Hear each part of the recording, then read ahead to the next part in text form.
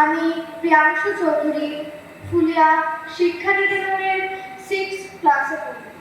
আজকে আমি বলতে চলেছি শ্রী নবকুমার বিশ্বাসের লেখা কবিতা ভারত কেশরী। বাংলার বাপ আশুতোষের যোগ্য পুত্র তুমি, স্বদেশ প্রেমী ধন্য তোমার সংস্কৃতি সঙ্গীত। 1901 জন্ম তার, 6 জুলাই কলকাতা। স্বাধীনতা থমকে গেল শ্রীনগর কাশ্মীর যেথা। সালটা ছিল 23শে জুন 1953। অস্বাভাবিক মৃত্যু ছিল, কারণ ছিল অন্য। পথ পথ পথ স্বাধীনতার উড়ছে বঙ্গে ধ্বজা। আজ আমরা ভালোই আছি, ভারত মাতার পূজা। ডক্টর শ্যামাপ্রসাদ ছিল বলে আমরা আছি বেঁচে।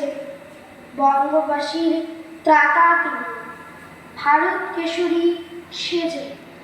ভবানীপুরের মিত্র ইনস্টিটিউশন, ম্যাট্রিকুলেশন পাস।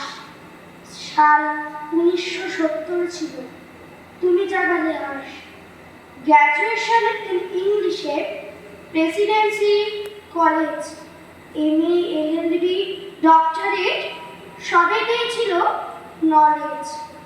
শিক্ষা জগতে তুমি পেলে অসংখ্য মানবতা, তোমার যোগ্য নেতৃত্বে স্বাধীন ভারত মাতা।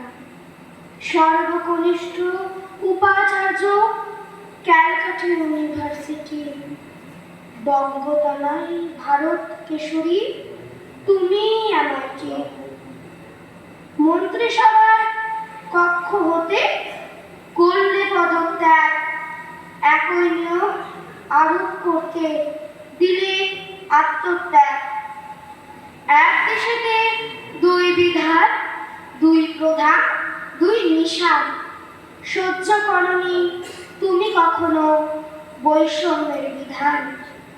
অখণ্ড দেশ চেয়েছিলে তুমি হে শ্রেষ্ঠ বীর, তাই তো 370 ধারা তুলতে গেলে কাশ্মীর। কালের চক্রে প্রাণ হারালে, জীবন দিলে বলি। তোমার দেখানো সত্যর পথে আজও আমরা চলি।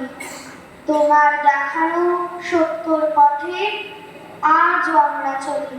নমস্কার।